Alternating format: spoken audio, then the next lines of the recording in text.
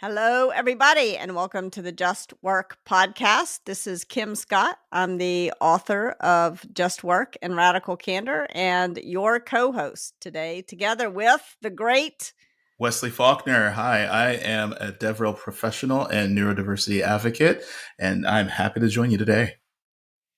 And I'm Wes Wade. I am a licensed clinical mental health counselor, a career coach, a DEI and neurodiversity consultant, and I am also very happy to be here today. Awesome. So what I thought we'd do, if it's okay with everyone, is I'll read a little bit from Just Work, which I'm editing now for the paperback. So it's going to be much shorter so that it's easier to read the whole thing. And then you all can tell me what you think, and then we'll tell some stories. How does that sound? Yay, story time. All right. I love story time. First time we're going to do reading. Okay, so this is from the introduction, the new introduction of Just Work. And I will have just told a story about giving a radical candor talk at the company of Michelle. The CEO is Michelle. And she's told me that and she's a Black woman, one of too few Black women CEOs in tech. And she's told me that when she offers people even the kindest, most compassionate criticism, she gets slimed with the angry Black woman stereotype. And so I'm realizing how true this is. And I have gotten some feedback I've gotten some radical candor on radical candor. So here we go. Now that I was asking myself these questions about why this might have happened to Michelle, I realized that I had not done much to dig into how bias, prejudice, and bullying are often conflated as the same problem and hinder the trust needed for the constructive exchange of feedback, the quality of the actual feedback, and therefore our ability to do great work and build strong relationships at work. My failure to acknowledge and parse the difference between these attitudes and behaviors had put Michelle in a jam when she implemented radical candor. Why had I not paused to think about this when writing radical candor? I was certainly aware of the problems of bias, prejudice, and bullying and how they can give way to discrimination, harassment, and violence. A CEO I coached was actively involved in the Black Lives Matter movement when it started after the murder of Michael Brown in Ferguson, Missouri. I had grown up in Memphis, Tennessee, where Martin Luther King Jr. was murdered. I had taken the implicit association test to become aware of my own unconscious biases. And even though I'd been born with all kinds of unfair advantages, being white and Ivy League degreed didn't prevent me from being on the receiving end of bias, prejudice, bullying, discrimination, harassment, and sexual assault throughout my career. How was it possible that I had barely considered these problems when writing Radical Candor? Freud calls this kind of knowledge knowing without knowing. Michelle's feedback on radical candor helped me break through that kind of hazy knowing/not knowing so I could analyze problems well enough to begin to develop a framework that might help us all figure out what to do when we notice them. Too often in my career, I have not said or done anything about these problems, either because I refused to notice them or because I didn't know what to say. It wasn't Michelle's job to educate me, so I'm grateful to her for doing so. This book is my effort to pay it forward. Okay, why don't I stop there? What do you all think? Lay some radical candor on me. My first thought is it feels like a little bit of like penance in some way, the way that you feel that this book is kind of the making up for the times that you didn't step up and you didn't speak out, or you weren't really self-cognizant of the ways that you might have missed some things. So I thought that was a little bit of self-reflection, but I guess penance has a negative connotation, but this is a really positive development from really reflecting inward and just making an outward physical like manifestation of being able to kind of take people with you on this journey. So I thought that was a really good part of the intro. Well, thank you. And I think penance actually is the right word. I mean, if one of my goals in the book is to consider the times where I was the person who caused harm, which I have been, which actually I think all of us are from time to time. Some of us maybe more than others. But if we're not able to consider what it means to be the person who caused harm, if we're not able to have a little bit of compassion for ourselves when we're in that role, then we're not going to be able to respond well when Mhm. others are in that role. So for me, it was helpful to do some penance. Yeah. What about you, Wes? What did you think?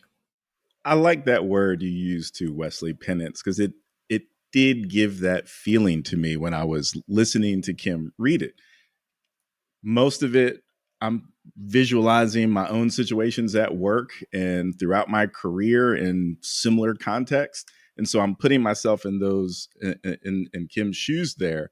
And I like the introduction because it's honest and it provides some inside visualization of what's going on in her head and how she moved through that process. The thing that I wrestle with in it, and this, so I'm trying to be radically candid here Thank because you. That's what I I like asked for. Kim. I like Kim's work, and this is my first time meeting her, and now I'm going to criticize it. So that's a little uncomfortable for me, right? But this is a safe space, and safe spaces aren't devoid of challenge. I think that's really important. So, Yes. like one of the things that I hear in it is I wanted to know just a little bit more about the other person's experience of why that was jarring, right? And I mean, it doesn't have to be a lot because it's an intro, but I'm curious about that, right? Instead of feeling like, oh, I messed up, I'm sorry. But we do have to have compassion too. And that you just said right there, I feel was missing. Like, I want to hear people say, hey, it's okay to acknowledge that this hurts for us and this is hard. But there's Yeah. like a line where it's got to stop, right? We have to move forward past that compassion for ourselves and see the other person, Yeah. which you did. Yeah, yeah. So just to make sure I understand, I think what you're saying is that I didn't enter enough into Michelle's thinking, like why this was hard for Michelle, because she was offering people this sort of compassionate, gentle criticism. And I think objectively speaking, Michelle is one of the most sort of upbeat, cheerful, non-angry people I've ever met. Like if my husband, who's a white man, behaved in the same way that Michelle did, people would say he's incredibly even keeled and such a good guy, and Michelle gets called the angry black woman when she behaves exactly the same way. And if I had behaved exactly the same way, I would probably be called as a white woman, like, oh, she's a badass, like, which is kind of like, it's a little good, a little bad. But I think that's what's unfair. And so is that the kind of thing that I need to unpack a little bit more? You did a great job of untangling all of my words and thoughts there. That was it exactly. Okay. Well, I edited that part out. So now I'm going to go put it back in. So But I was also keep worried in that I mind, was, I was getting too long winded. this So is the yes. second half of the intro, so there is a little bit of that in the first half. So at least there is a flavor of that. And I also think that there is a one thing I also want to zoom in on is that you also mentioned that as a white woman, you have not avoided some of the trappings of the kind of social structure we live in. But I also wanted to point out, as a black cis man, that I have my own privilege too, and I felt like the same exact feelings in certain spaces where my own privilege has made me blind to how other people experience life and experience the world, because it itself. Purple Can I flag. wave What the did I say? purple flag? Yes, So Wes, you may not know about the purple I flag. know the purple flag. I said something that was possibly not is insensitive to a group. Possibly biased. So one of the things that I learned in writing the book is that I tend to use sloppy sight metaphors. So I Mhm. say Oh blind. yes, I say blind when what I meant is like I didn't notice it. right. Yes. And or unaware of. And one of the people, Breeze Harper, who helped me edit the book, pointed this out to me, and I thought I got it, and I thought I got it intellectually, but I also thought I got it sort of emotionally, because another person who is Mhm. helping me edit the book is named Zach Shore, and he's a historian who's blind, and so I thought I had stopped using that And Y- I y- in a, like, 350-page book, I checked at the end and 99 times. So it's hard. That's right. why we have to Yes. have compassion. 100%. That's ableist language, and I totally agree. Um, Okay, sorry, but I I also interrupted you. struggle. No, no, You were no. you were You should. unaware. You were That unaware. Go flag back on the to what play. you were saying. Okay. But a friendly purple flag, not a yellow Yes. flag, I not a was red at flag. an event, and a coworker who I met came out as binary, and I kept using the wrong pronouns. It Yeah. wasn't a big deal, but it's something that I'm trying to practice as well. Yeah, I think we So all have that in a few different areas, right? Yes. yes, and I think that points. I think that actually makes the point that I was trying to say is that with this this privilege of how I present myself, of course, sometimes it feels as if it's a burden in some environments, but in other environments, it's entirely it makes me kind of not really notice the ways in which the privilege is helping me and disabling someone else. Yeah. As I talk more about neurodiversity and acceptance and being able to be more inclusive, those are the type of things that I really want to change. I see it all the time. It's something I'm trying to put into practice, but I struggle. I struggle all the time. And I think actually the purple flag points out is exactly what I'm trying to say.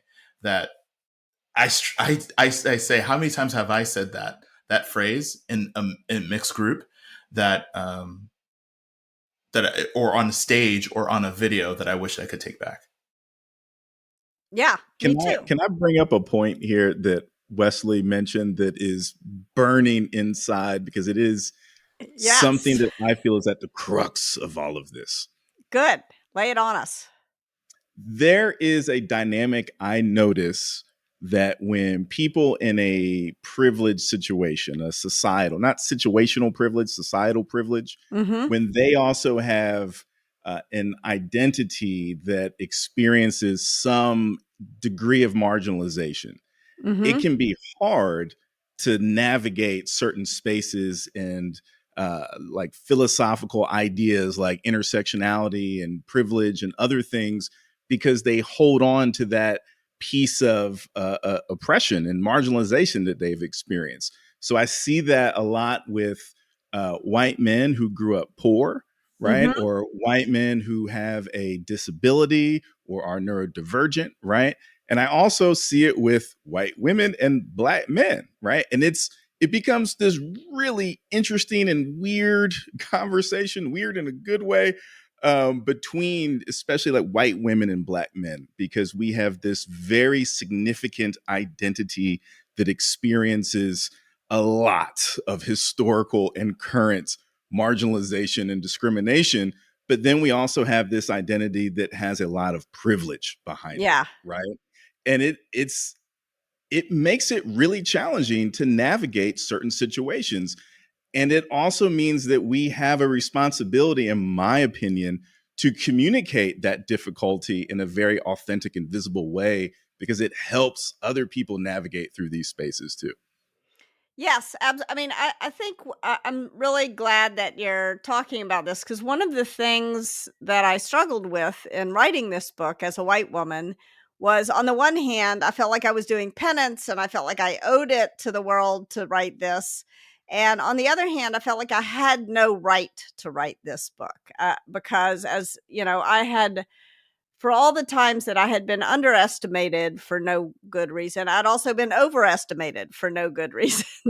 And it's very hard to disentangle those two things. Like, how could I say that I had experienced injustice when I got, more than my fair share of what I wanted in life. And it would be ridiculous to say I ever experienced injustice. But on the other hand, like, I did. And so that's tricky. It is incredibly tricky, and it can prevent us from fully seeing other people if we are not being aware of ourselves, which is what I thought your Freud quote was speaking towards, the knowing without knowing, which and I'm not a psychologist, I'm a counselor, but these areas overlap greatly. Yeah. We just tend to be more strengths based on the counseling side of things.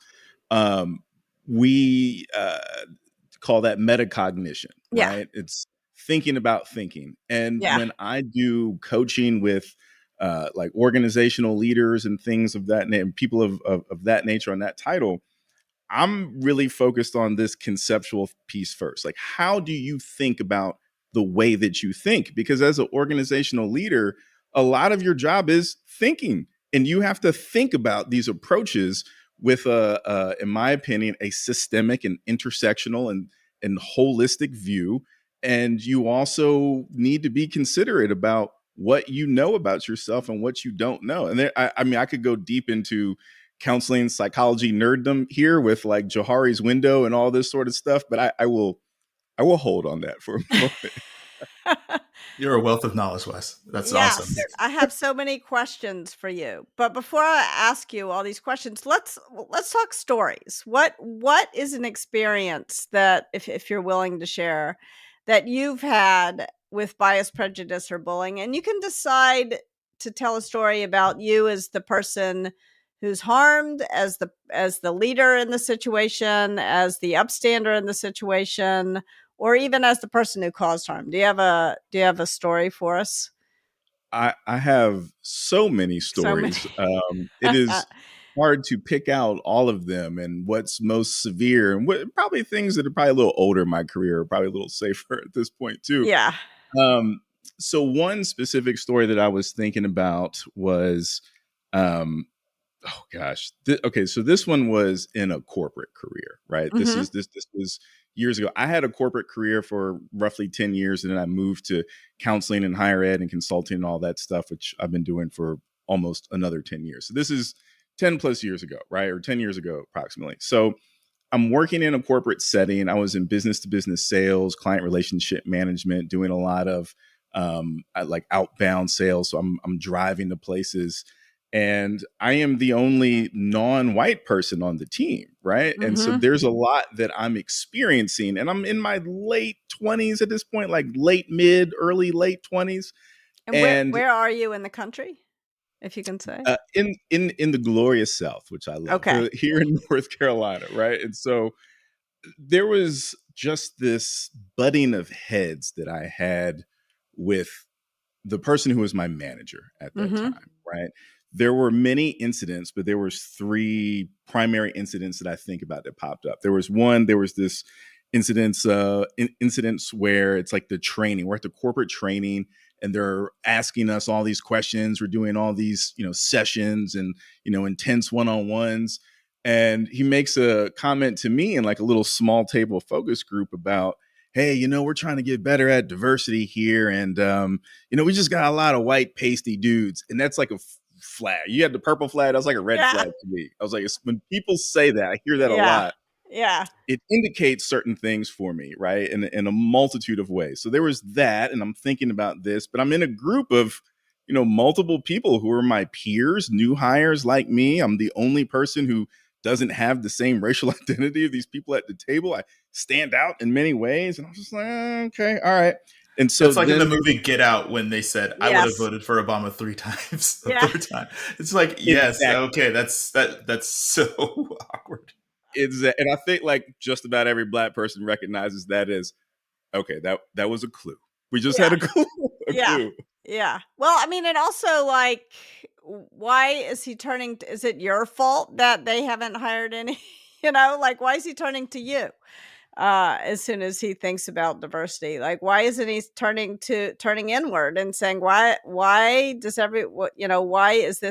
why have we hired so many white people? And you're in the And why South. at that time? And why Yeah. ask me at this training? I'm trying to set a good foot.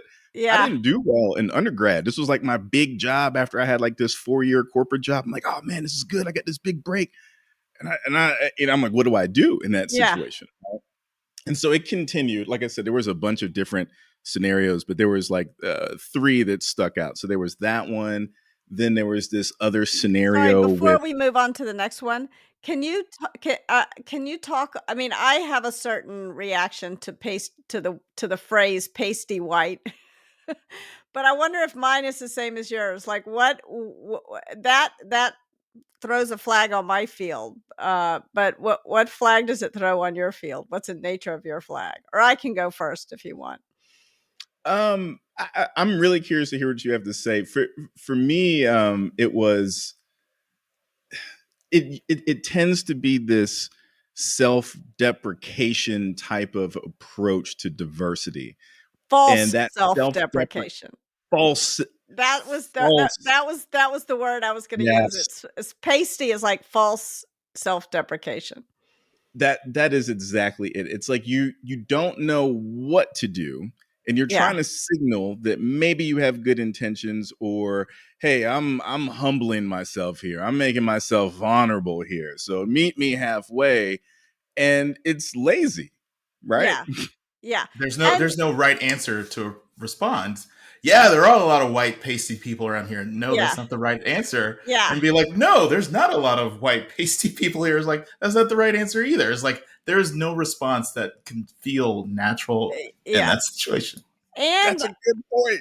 I think there's another couple of things that are going on. One is like you're trying to make a joke of something to make light of it, to pretend like it's not a big deal when it actually is a big deal. So like, and I'm guilty of this all the time. I laugh about things that really are not funny.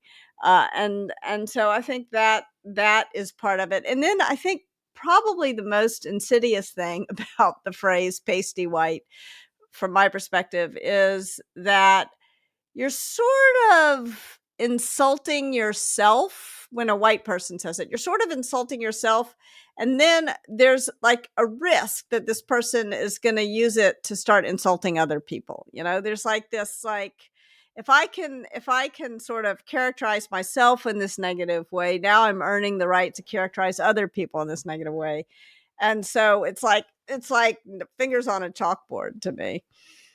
Yeah, saying it out loud makes me also realize it was kind of a litmus test in a way. So there's like this guy locker room culture, which is very present Yeah. in sales cultures, right? I think Yeah. we all know that is very well established. So there was that going on. And what this is anecdotally, I have no like research or anything to support this, but I have noticed that people will throw like a slight version of insensitive or like Yeah. bigoted joke out to Yeah. see how you react. Do you Yeah. laugh? Do you respond with one? Almost to say, hey, you know, are you one of us? Yeah. And then there's also the piece of, are you insinuating that this is how I think of you? So this is why you're saying that to me? And if you Yes. think I think that of you, what do you Yeah. think of me? Like, what phrase are you saying to identify me? Yeah. So you're now in an impossible situation. Okay. I'm sorry. I'm Right, sorry. right. I'm sorry. Okay, 2 more stories and then we'll talk about them. Yeah, so this is all within the same context, right? So then a Okay. few months later, this person has a new managerial role. So they're really excited. They've been at this organization for a while. And this is a large, well-known organization, I'm not saying the name, but Yeah. they are, you know, intent on trying to do well. And I don't think now, when I look at it in hindsight, that this person is bad, right? Mhm. They were trying to think of ways to help motivate and manage their staff, but also really they were thinking about their own success and not the well-being of the staff. So there's the next situation came with, we want all of our sales executives to make a certain number of dials, right? Now Mhm. I will admit the whole like cold call prospecting thing, Yeah. I don't like that. I hate it. I'm not good at that. That's always been a issue for me, but I was really good at the interpersonal communication part, Mhm. or the consultative selling part. So our manager was frustrated with the volume of calls, not despite number of appointments and sales, didn't want to look at that, but frustrated with the number of calls. Yeah. He took our door off the hinges. We had a door Oh for my our office. We gosh. each had our own office, and he took the door off the hinges. There was 3 of us. And again, it's a small office within this large organization. There's Mhm. only like 10 people there total, but there was 3 sales executives, and all 3 of us got our doors taken off the hinges. So that was like the second thing, which Wow. now at this point, It's it pretty feels like aggressive. bullying to me, right? Yeah, Yeah. it's super aggressive. Yeah. Yeah. also a signal of lack of trust that you need to be watched and you do not have the autonomy to choose how you spend your time, regardless of the outcome. It's the process that was more important than the results, which is also very insulting. Right, right. And it's, what do the people who are working on my team need to do their best work, right? Well, maybe they need the door so they can have silence, Yeah. right? What if I'm ADHD, and I am? Like, I can't have an open door when I'm trying to focus on Yeah. a call, because it's not that I have a lack of attention. It's not a deficit. It's that I pay attention to everything. So if I Yeah. hear conversations outside of my door, I can't prioritize. So it really was one of the things that put me on a path of why I got fired from that job, because now Wow. there's Right. this culminating feeling of these incidents building up. Those are just two, but there was a Yeah. lot in between there. So Yeah. now I feel like I'm being targeted, and now it's like I have some wins on my book. My manager's manager likes me, right? So it's good. Oh, Wes is a good guy. He's really good at this. Oh, we just really want him to have more sales, though, right? But the sales Right. that I have are bringing in a lot of money because they're better clients, right? High And so I'm quality. just taking more time to prospect here. So then the last thing that happened. Wait, Well, before I was going to say the second example feels like um, the beatings will continue until the morale improves, where yes, you're being punished and the punishment itself is the exact opposite of what they're trying to incentivize. yeah, right. It's like we're not even being good at the actual strategy that we're all working together on. It feels one sided at that point. It doesn't feel Feels like a very team. micromanagey. Yes, yes, And Okay. yeah. I think that micromanaging and total lack of awareness of what you need to succeed as an individual. I agree, right? And I'm thinking all of this with I think I was 27 around this No, time, which, so hard. I mean, all of us, I think, are at least 10 years removed from our 20s. Like, I'm 40. I remember how I thought when I was 20, and I was very, I was very enraged. I had every right to Yeah. be enraged, but that level of anger and frustration was even deeper at that point in time, right? And so it continued. There's a lot of like small microaggressions that happen throughout the way, and then the manager is riding with me to appointments to see what he can do to help me close more deals. But my percentage, my closing percentage was really, really high because I just wasn't going on as many meetings, but I Yeah. closed a lot of those meetings. So the issue probably really isn't that I'm not good at the piece where I'm meeting the client. It's this Yeah. other piece that we're talking about. However, those are really good skills, right? And that's Yeah. another part. I'm gonna put a pin in that. So we left this session. It was a good client meeting. We're on the way back. We're in the car, and this manager is white male, is about 7 years older than me at that time, and starts playing some hip hop. Starts playing a song called "In Words in Paris." It's classic song, and rapped every lyric of the song. And now I flipped out. I flipped out in the car. And, hindsight, I know I flipped out. It's all of these things. I didn't get to have a conversation about all these things going on. And in my head, I did the mental gymnastics of, I can probably say anything I want in this moment because you can't go back to HR and say, well, I played this hip hop song, started rapping all the lyrics, and then denied that it was the issue that I was saying that word when my employee said this to me. So I said some things that I'm not going to repeat. Right? 27, okay, and I was I was angry. I was hot. I'm not a small guy. I'm the same size as Mike Tyson, if that like puts it into perspective, right? I'm not. I'm You're a big about guy. 220, 230, right? I'm not like giant, but I'm a bigger guy, right? Yeah. And so I was not intimidated by this, and I said a lot. There was words exchanged. There was silence after that, and within 2 months after that, I was gone. I was terminated, Wow. and that is the bookends of my story, I would say. I am so sorry. That is rough. That is really rough. So let's take it. Let's back up and let's go back to the pasty white comment. I'm trying to think. I'm trying to put myself in your shoes, and I'm 5 feet tall and and a woman and white. So, so your shoes are too big for me. But I am trying to put myself in your shoes and think what would have, what could I have said on the pasty white comment? And, the first question now that I would ask myself, although I wouldn't have been able to do this when I was younger, when I was your age then, is like, is this bias talking? Is this prejudice talking? Or is he bullying me? Is he actually like intentionally using this phrase to make me uncomfortable and knock me off my game? And my sense is that was kind of a bullying comment. Although there's plausible, the problem with that, it's like passive aggressive bullying. There's some plausible deniability in it. So I think I would have, some things. I'm just going to start throwing things out there to say, and you all tell me how they would land.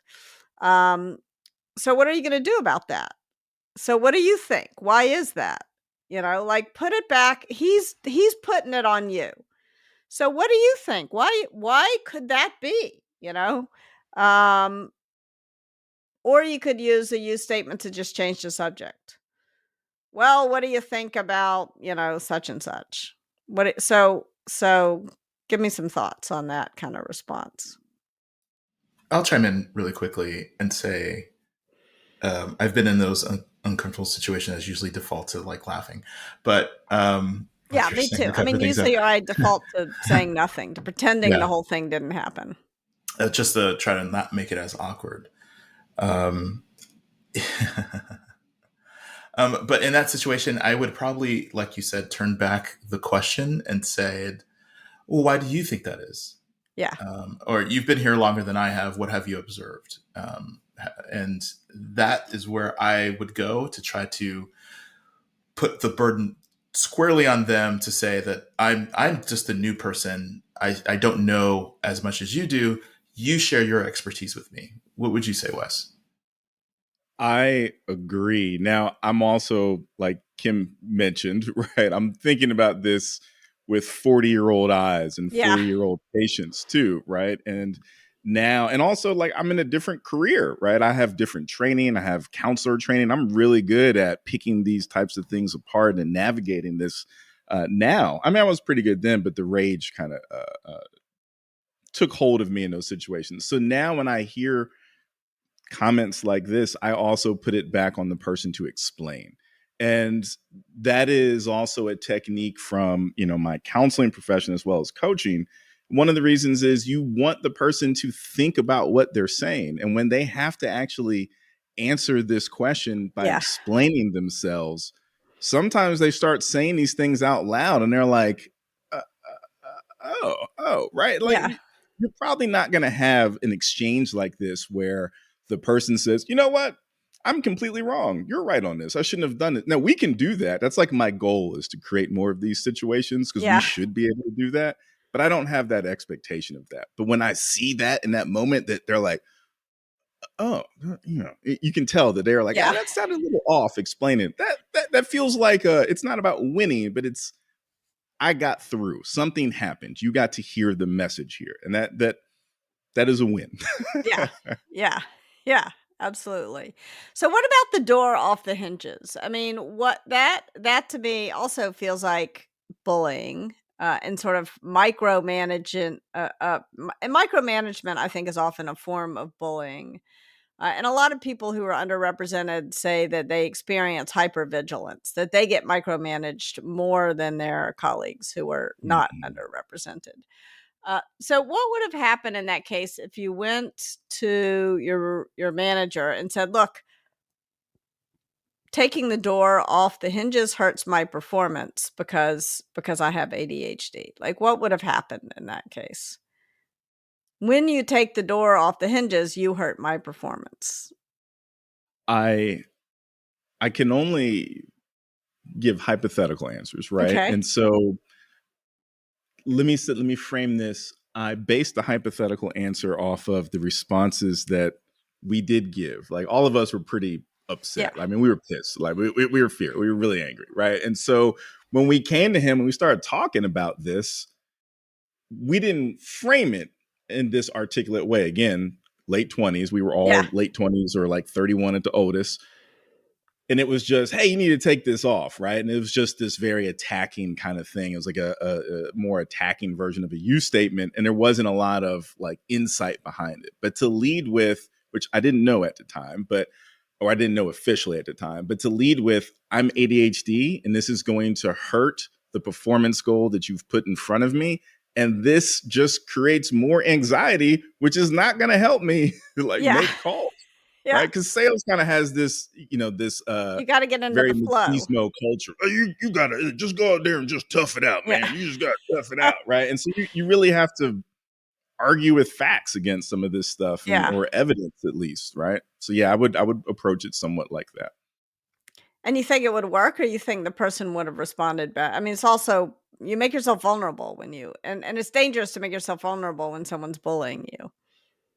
It is, and so it's situational, right? Because everyone has different situations and needs, and so if you're in a situation where you have some confidence about your ability in the job market, depending on what the job market looks like in your area, I don't want to work for a place that's not respecting my individualness, right? Yeah. It's not looking at me as not just, a person that's here to perform work, but a person that has a life and has, a spouse and children and has other issues, aging parents, other things, right? What does this mean when this person comes in? That is what we hope for, right? And Yeah. I think that when we lean on that, it can help. However, at that point in time, at 27, I felt like no one was going to listen to me because I'm a black man in this space. So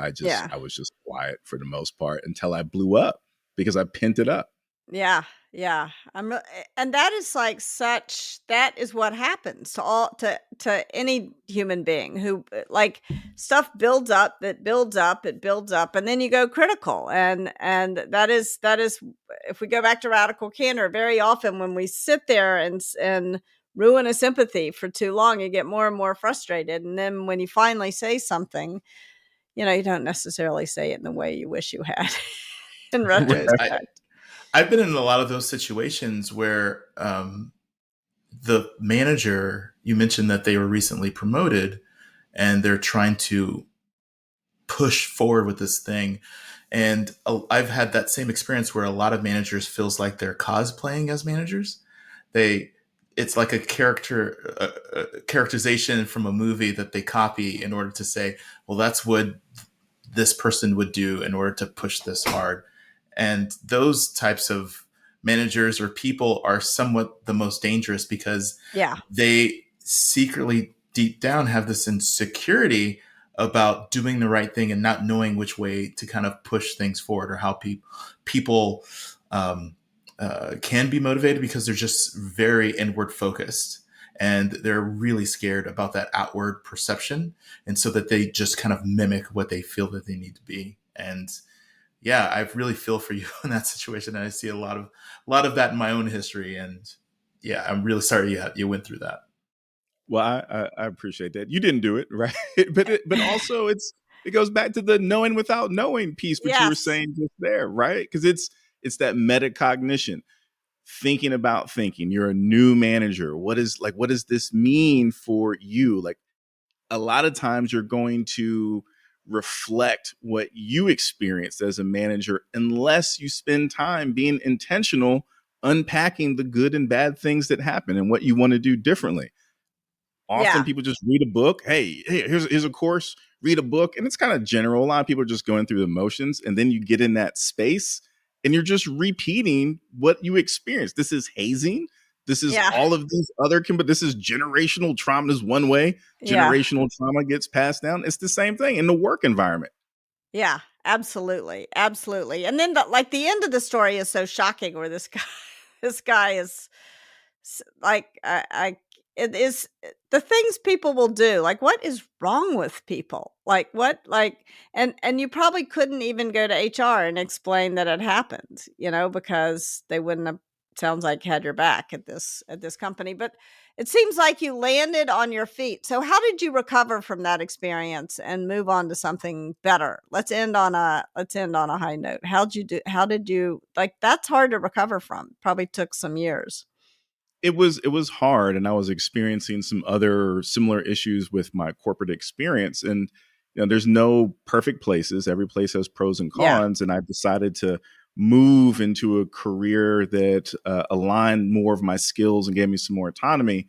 And it took years, right? It took years for me to see the situation differently. And what had Yeah. ended up happening is, once I moved out of that just industry as a whole, and now I'm getting into a different field, and I'm working in higher ed, and I have my own private practice, I'm doing all this stuff.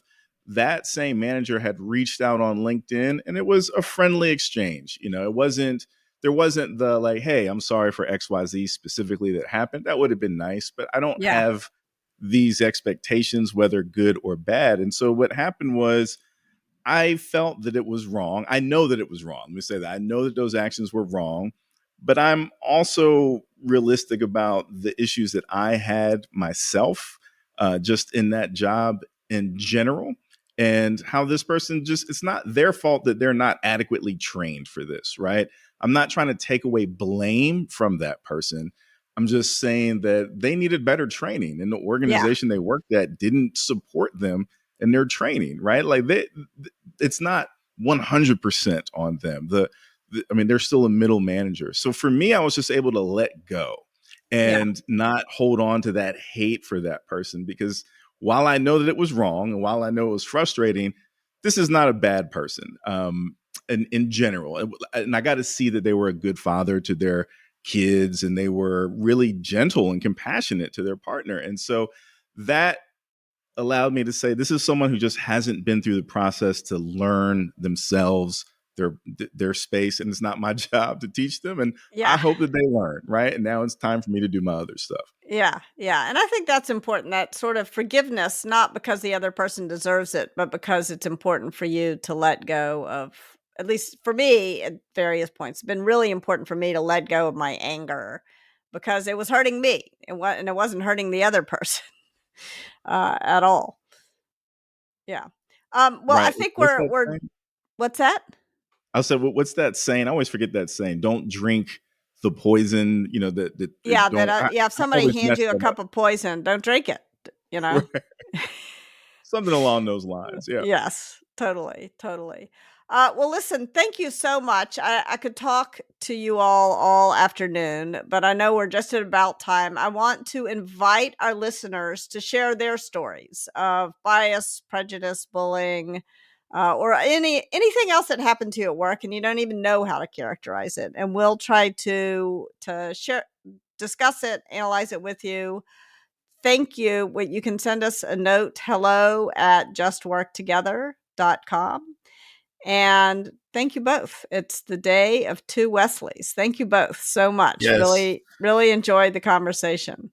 Yes, thank you, Wes. Really great having you on the show. And if you are listening to the show, use the email address, but also rate us and review us on Apple Podcasts. We would love to hear how you think you like this new format. Thank you for your time. Thanks so much. Thank y'all for having me. Thank you. I would love, hang on, I'm going to stop recording.